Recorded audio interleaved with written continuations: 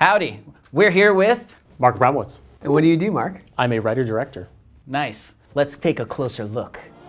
I'm Steve. I'm Cody. And we're Rethink Films, a creative video production company based in New York City. We're interviewing people from all over the film industry to squeeze out of them the juicy details on how they got to where they are. There's no glossing over the facts here. You yada yada over the best part! This is... Tell us, damn it!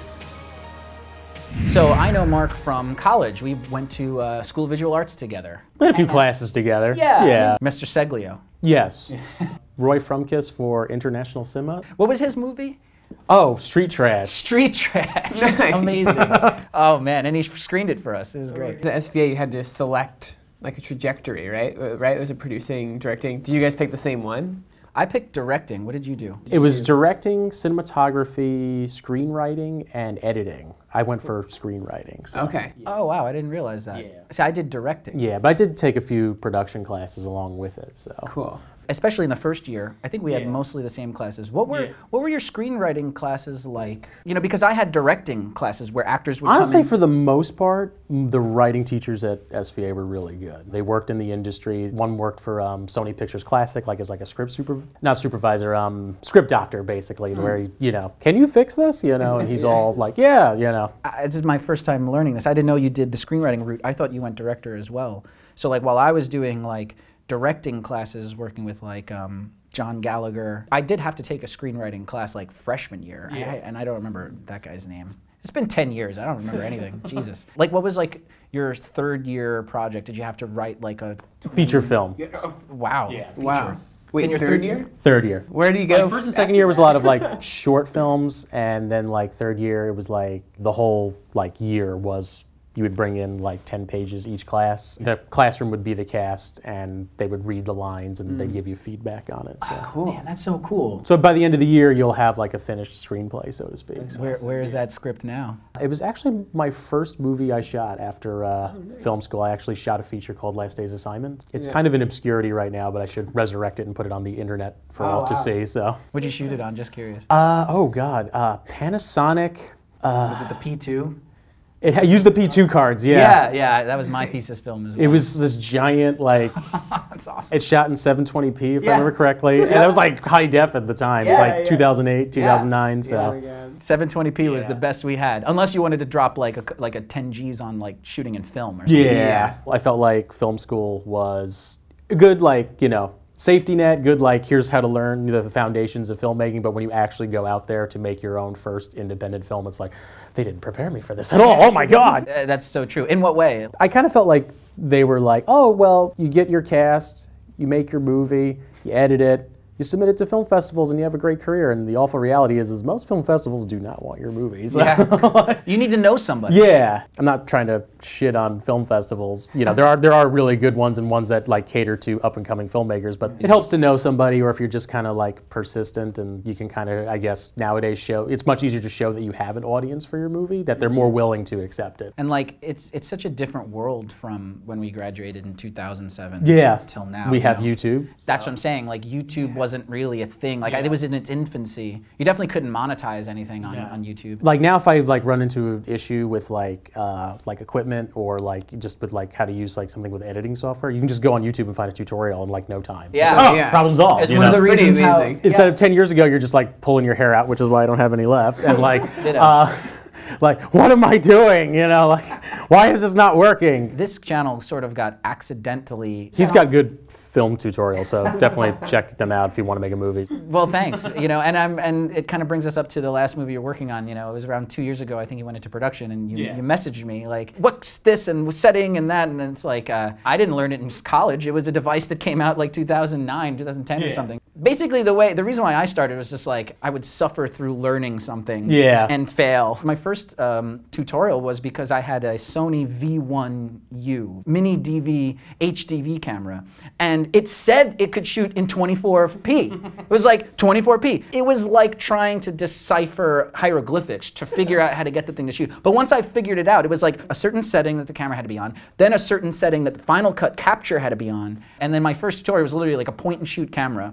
And I was like, okay, guys, look, here's the setting for the camera. Film the computer screen, zoom in. Here's the setting in Final Cut. There, you got it. And like, somehow it was like, subscriber, oh my God, this is so helpful, blah, blah, blah. Well, that's like, it is so helpful. Like that's kind of like this show, basically. It's based off the exact same thing. Like, the frustration we have with like trying to learn things from people, and you kind of get the gist, but the specific things that are so crucial that you don't get necessarily, of course, you know? And it's like, tell us. I want to know. I want to know. Yes, that's like really satisfying. In general, YouTube is a great place for tutorials like, you know, how to hang curtains and how to tie a tie. I actually looked that up. Oh, so. I did. Yeah. Me too. You know, for people out there who are thinking about going to film school, I mean, we went to film school together. I mean, it was a very different place 10 years ago. And SVA, I think, also now has a new major. You know, before it was, like you said, screenwriting, editing, cinematography, and directing. Yeah. And I think since we left, unless I'm mistaken, they added producing to that. I think they did, yeah. Right? I think it was actually a couple of years after we graduated. At least for SVA, that's sort of a thing that happens there. I think it's still happening, where you sort of pick which one you want to go towards. And it's funny because, like, I did directing because I wanted to be Spielberg. Yeah, we all do at the end of the day. Why would I pick cinematography? But of course, when you get out of college and it's like you need money. Cinematography, yeah, sound, editing, that's like stuff people are really looking for. Yeah, exactly. It's like you can get a job as a PA. I mean, I was a PA, and it's like, it's hard to find work writing and directing unless you're doing it and making the films and they get popular. You just keep doing it, and but then you need investors. Did you have to do find any investors for any stuff? All of my movies have been self-financed. I would just basically just work my ass off and just put money aside and make sacrifices. And if I was like short something, I'd go to the bank of mom and dad. Thanks, mom and dad. I've been there. That's how you start. That's how you. Sometimes that's how you get shit made. You will find a way if you're that desperate to make that movie. Like, you know, take a second or third job. Now we have like Kickstarter, Indiegogo, which makes things a little easier. Ask around, like your friends may be willing to donate you like $50 or something, you know, something really small, you know, but every little bit helps, especially like when you're starting out, like, you know, to just want to shoot a movie, you know, especially a short film or whatever. Literally just like having some money to like pay for food to feed the people that are donating their time. Rule number one of a film set, make sure you have food. Like, I've been on a few where it's like, oh, it wasn't in the budget, and it's like, everyone really wants to like bust their ass at that point, like go the extra mile. On an empty tank. Which is funny because today, right here, right now, there's a sandwich sitting out there for me, but I didn't get Mark anything. You monster. I know. I guess I want to talk more also about the craft itself. And now that I'm sort of fully aware that you're a screenwriting track, I want to know more about the script development. I think that's sort of coming into my brain right now as we talk. I guess this is also a great time to mention that Mark just premiered a short film over at the Producers Club called Meetup. We're going to talk more about it. It's one of the things he's here to plug, I'm sure, right? But one of the things I want to know is, when do you stop writing and when do you start shooting? Like, when is it done? You know what I mean? You're never really done, I guess. You're just kind of like, let's just film this already. You know, it's like, there's nothing more I can change to it, you know? There's the saying, writing is rewriting. It is so true. I never heard that. See the different things you learn when you do directing and screenwriting. Yeah, so when it comes to writing your movie, do not go and shoot your first draft. I've been on shoots where it's obvious this was the first draft. Oh man. The Phantom Menace is obviously the first draft. Okay.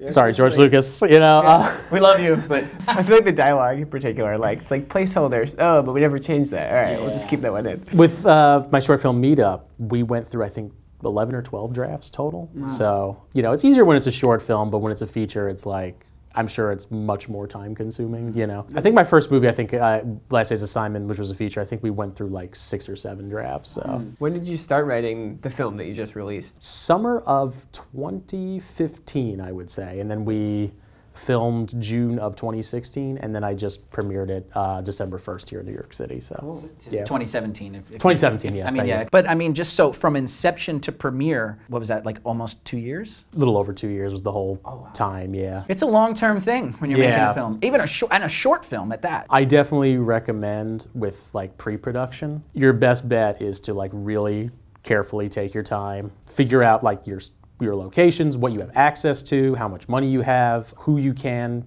get to work on your set, like, you know, crew-wise and, you know, your auditions, like, and follow up with everybody that you're going to be working with. This really is like a dedication and investment that you're getting into. You're spending, you know, depending, like, you could be spending lots of money. You're taking over your parents' house, or, you know, your friend's parents' house, or whoever, or grandma's house, you know, and it's like preparation is key, because the more you're prepared, the smoother things will go. But even with Meetup, like, I did a lot of preparation. I would say it was like 8 months to a year of like pre-production, but I still felt like when we got to the set, I was like, oh God, I could use 2 more weeks. Why are we doing this, you know? Oh God, you know, like. So I feel like a big question that comes up too is, A, when you write a script, are you planning on making it yourself? And did you make any like sacrifices because of that? Like, in other words, like with the writing, because you knew you'd be the one actually making it happen, or I would definitely say on my first 2 movies we had to make a lot of sacrifices for like budget and just what was available to us. Good learning experience, you know.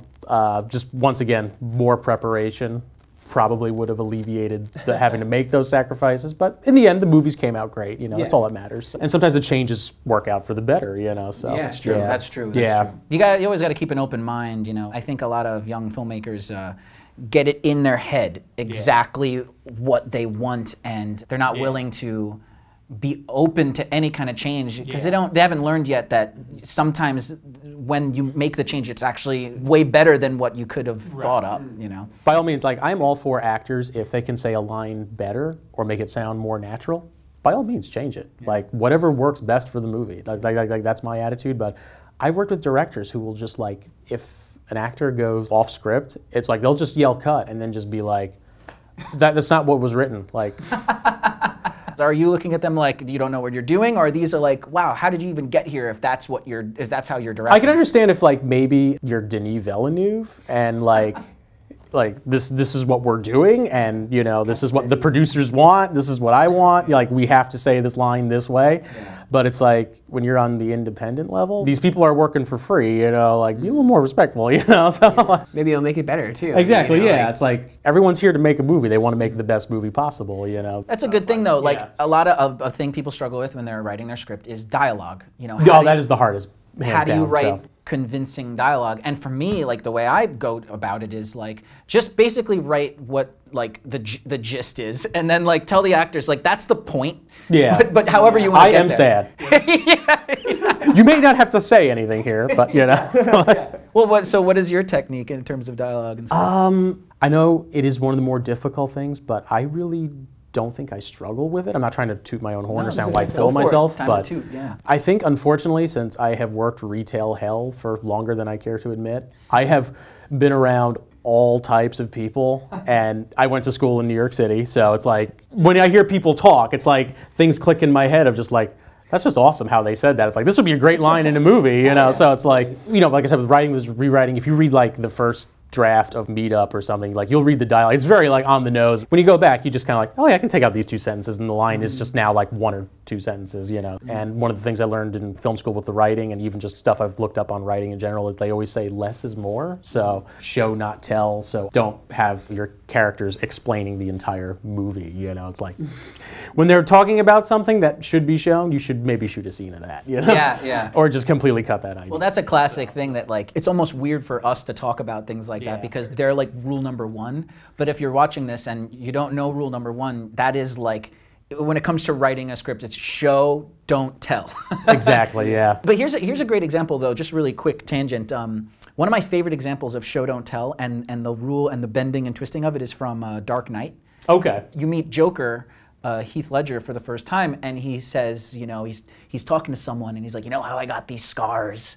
And it's like, and he tells a story, and it's like, I went there and I did this, and then I did this, and blah blah blah. And I was like, is Christopher Nolan breaking the golden rule of show, don't tell? And I was like, holy shit. But then later on in this, he changed. So then the Joker has another scene. He's like, you know how I got these scars? I'm like, he's gonna say the story again, and it's a completely different story. And I was like, that's why it's good. That's why it's genius, because Nolan knows not to show, not tell. And so this time he tells, but then the next time totally it's different. different. And it was like, so, and it reflects the character of Joker. You don't know what he's about. He's very unpredictable. So I love when people break rules and bend rules, but like, still got to follow them. You got to learn them and follow them. That's another thing we've talked about too in the past. When I went to film school, this screenwriting class I took, like even things like the whole show don't tell, but also like how you're describing, like how the descriptions are. Technically, you're not supposed to say like, we see blah, blah, blah happening, even though a lot of scripts seem to have that. Yeah, if you're a screenwriter and that's your job, and you know it's being handed off to a director, then it's like the classic, is it The English Patient, where it's like a chase ensues? Was it that movie? I think so, yeah. Yeah, I think you're right. And it's like, some movies it's like they fight. That's Yeah. So, and then it'll turn into a 25-minute fight scene. So if like you're Mission Impossible 2. So if you're a writer and you don't have any desire to also direct it, there could be people out there who are doing that as well. You don't need to have a shot-for-shot choreography of the fight or the chase or whatever, But you want to get across what you mean, which I think can be hard. Like, because without saying like, this is, in other words, I'm going to write out what I want the takeaway to be here, but you're not supposed to do that, I guess, technically. Or like put camera movements in. Some people think it's very faux pas for have a writer to be like, the camera pushes in on his face while he cries, That's perfect if you're going to direct it yourself and like you're kind of just writing the shooting script already, so go with that. But if you're gonna do that like on a professional level, like like I'm gonna get an agent and sell this to like J.J. Abrams, don't put that in. Like that's like auto reject. Like we're good. Like why don't you just make it if you already know how it's gonna be? Yeah. Do you think less is more is the key then? You don't want to be overly descriptive, like you're not writing like Lord of the Rings, but you just basically want to get like a basic description of what the character looks like, where they are, like the setting, These people who read the scripts when you submit them, they're reading hundreds of scripts a day, so it's like you really have to like keep their interest and like make it simple. They'll get to a point where it's like, I'm done. For instance, like if you were submitting to like a screenplay festival or something, or a writing thing. And I guess if show don't tell is number one, I mean that's like in general, but I guess the second kind of rule for a screenplay is like you can't write anything that can't be evidenced on screen. So for instance, like we see Patrick in a chair. He's thinking of his mother. Yeah, you can't. Yeah, exactly. How would you ever, unless there's narration, maybe, like, which is a whole other topic to bring up is narration, Sometimes it can be like really challenging to be like, this seems so simple, but it's like, how do I guess like I need like show a picture of her and him looking at it. Or if it's not that, then it's like, how do I show this? Like maybe the point is the audience He picks up a picture of his mother. Yeah. I'm thinking of you, Mom. Slow push into woman in frame. So I'm trying to funnel it back to Meetup here. So did you have any kind of writing challenges with Meetup in those general terms, or? Well, Meetup is based loosely off my co-producer Dan O'Connor. Like this was something that happened to him in real life. It's fucked up. It's dark, but it's funny. So it was kind of originally written as like a comedy almost, like it was like a thriller, but the ending comes off very comical. And that's how I originally wrote, because I wrote it verbatim how he told me the story happened. And he had his input on it too. And then I gave it to some like people I trust, like who give me like brutally honest opinions on my writing, and they're like, there's all this tension and just this like build up, and then it's just kind of like, that's it, like haha. It's just like the whole movie is deflated by the ending. So like we were like kind of struggling for a while to come up with an ending, and that was the real ending, right? Yeah, the real ending ended more comically than how this movie ends. No spoilers. Gotta watch the movie. It's on Vimeo. Link in the description. Link in the description. There's a character in Meetup. Her name is Izzy. She's played by Amanda Slew. In an earlier draft, she was a guy, and it was just like, just didn't really do anything, didn't progress the story, and I don't know where it came from, but I was thinking about like one of my friends when he buys marijuana, his drug dealer is a girl. And when you think of a drug dealer, you don't think of a drug dealer as your often. And every time I've met her like in passing, she was always very friendly, very nice. You'd actually be cool to hang out with and like do stuff with, but that's a backpack full of weed. We might get arrested, So I'm like, I could totally base a character off of that, and play around with that. Like, I don't ever really remember seeing that in a movie before. I feel bad. I said my friend's drug dealer. Weed dealer. Drug dealer's like, oh my God, horrible. Well, I'm seeing a common link here. I'm seeing sort of a theme in for your style or your method of filmmaking is you have your feelers open. You know what I mean? It's like everything around you could potentially be used as an influence for something in a movie, which is a great piece of advice, I think. It's like, if you're in the page and you're like really struggling, blah, blah, blah, it's probably good to just take a break and go for a walk. And like, you know what I mean? Like, observe things, you know? I wish I could remember the YouTuber's name. He had this video about directing, how the way to be a good director is to do more than just watch movies. Like, basically he talks about in the video, just go for a hike, you know, learn to cook, you know, just basically like, you know, like learn an instrument, like just try to experience as much life as you possibly can. So you just understand people, understand yourself, and you can just have this area of experience to draw from when you write your stuff. So, you know, and he says in the video, if all you watch is Steven Spielberg movies, all you're gonna make is Steven Spielberg movies, you know, so. And I thought that was like really good advice. I think when I was in college too, I always struggled so much because it was like, I'm boring.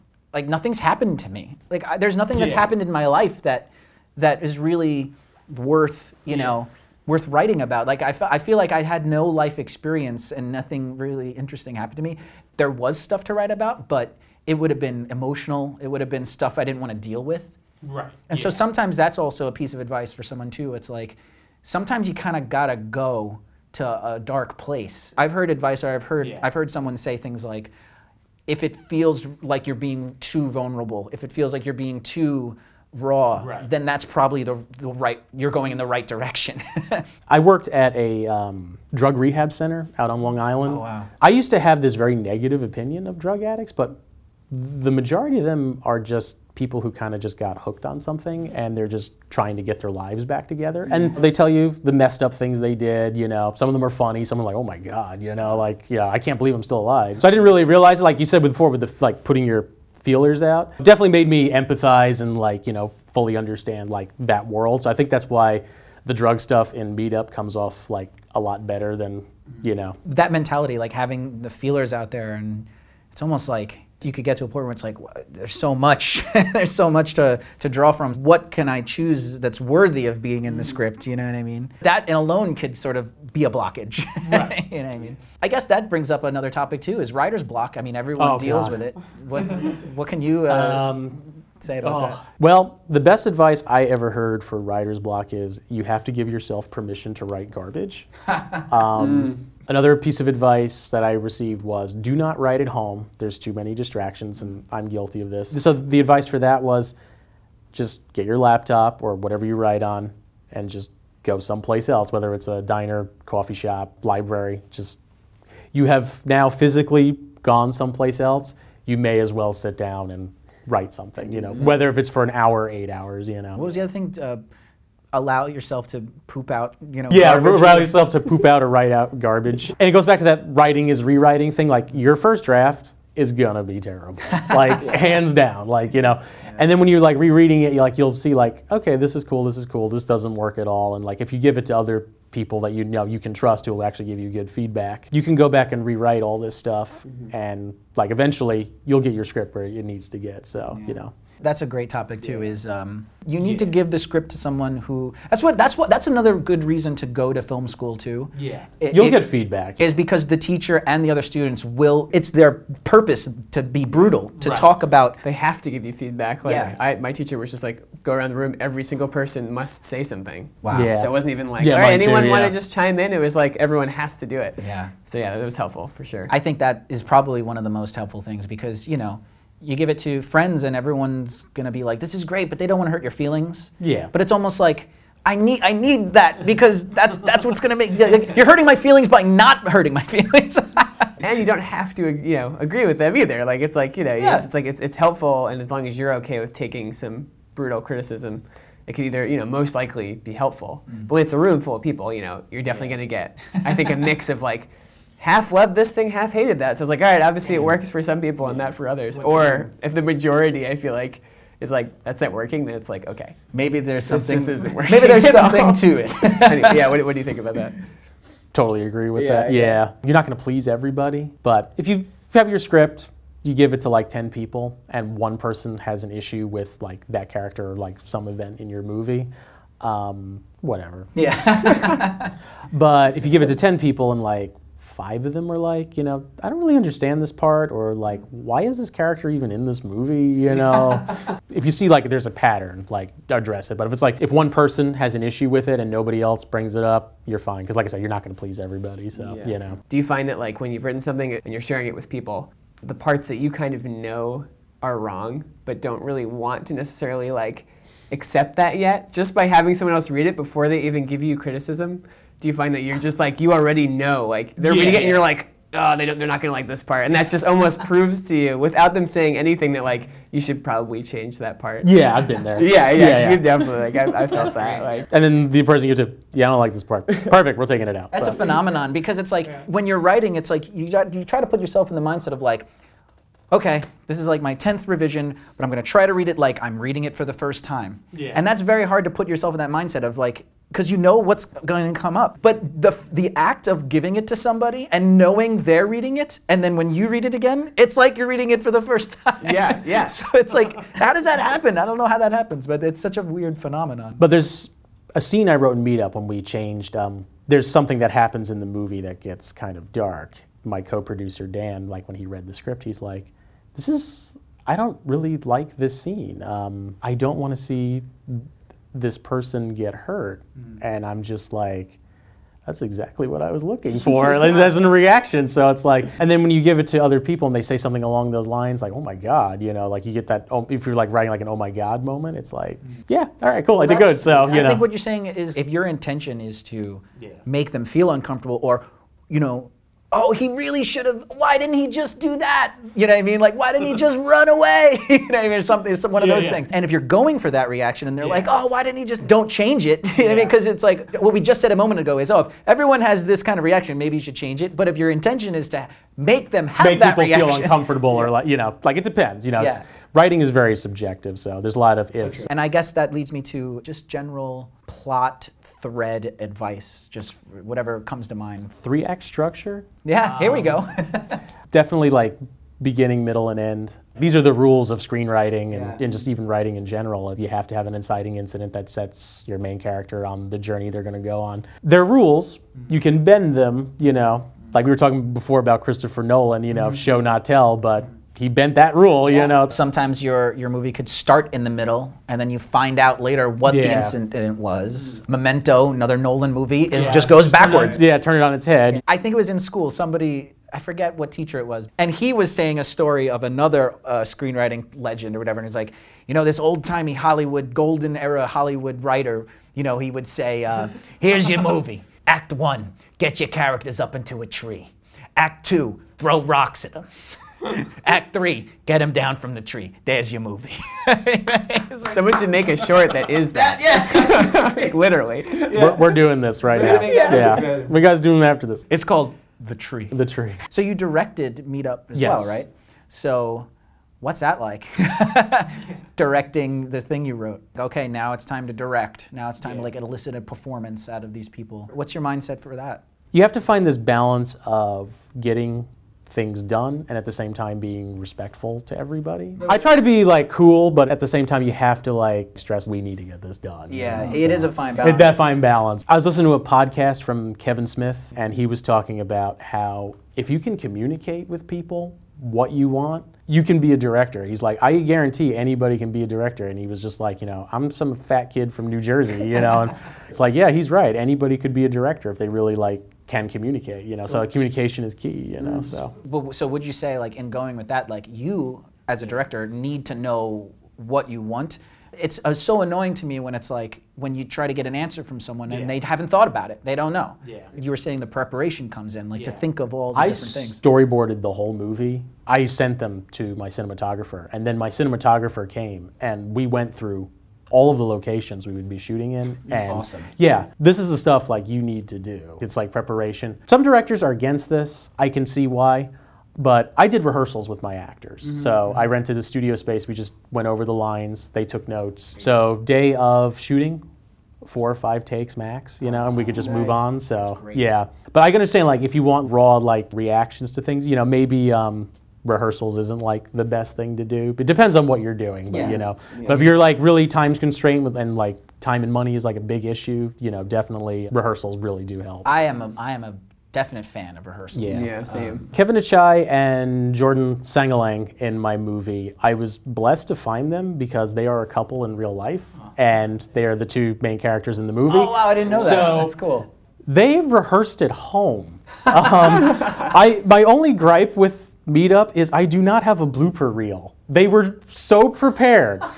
When we weren't rolling, they would be off somewhere just reciting the lines back and forth. They'd be at the craft table just like getting food and just like munching on carrots and reciting the lines to each other, and it's just like, you guys are so fucking awesome. And Jordan Sangalang, on top of everything, did the soundtrack to the movie too. The sound was really good. Yeah. Cool. Yeah. Wait, that just clicked. Which one was he? I'm sorry. He plays. He's the antagonist Tyler, or the protagonist? The antagonist. Tyler, Okay, he did the music. Did the music in the movie too. Ah, that's so cool. That's amazing. That's amazing. I think maybe with the last couple of minutes, I was wondering maybe if there's some sort of like behind the scenes moment or a little funny story just from Meetup that might be interesting, you know? Like if we were having a beer and it's like, oh man, let me tell you about this thing. I guess kind of a funny story. So we shot 5 days straight. Final day. I'm running on no sleep. You know, that's just how it is in this. And I swore the call time was 8 o'clock. Oh no. Turns out it's like 6 o'clock. So Matt Stanton, my cinematographer, calls me asking me where I am. I was like, I'm still at home. He's like, oh, you're still at home? I was like, yeah, call time's 8 o'clock. He's like, no, it's 6. I was like, no, it's 8 o'clock, man. He's like, no. On the call sheet, it's 6. I was like, I can be there in a half hour. Oh my God. Yeah. Brutal.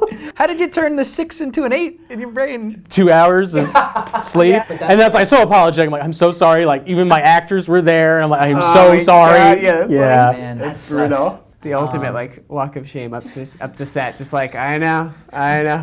Well, I mean, what you were saying before though is like maybe things got off at a little bit of a late start, but due to the rehearsals and probably the fact that they were killing the takes, wasn't that big of a saved, setback. you know, Yeah. imagine. Yeah, I got there like 6:30, 7 o'clock, so it wasn't like too bad. Try to be on time for your, you know, just complete oversight on my part. So, but everybody was like cool and forgiving about it. Well, that was awesome, Mark. Thank you so much for coming. Where can people find Meetup? Where can they find you? The Meetup is there. What can they do? Meetup is on Facebook, facebook.com/meetupshortfilm. Follow us on Instagram @meetupshortfilm. It's on Vimeo.